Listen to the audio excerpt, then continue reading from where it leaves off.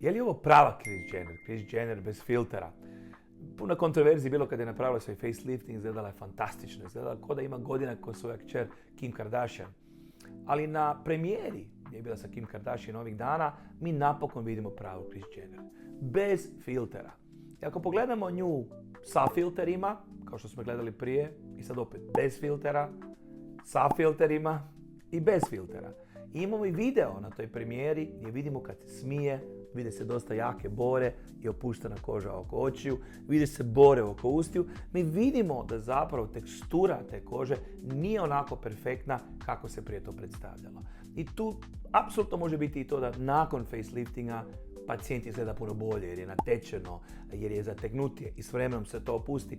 Ali ovdje su veliki dokazi da je ta koža bila blurana, namjerno photoshopirana. Ona ne može sa 68 ili koliko ima izgledati toliko mlado kao da ima 25. Meni da ne znam koji estetski zahvat se desi, ja ne bi volio izgledati kao da imam 25.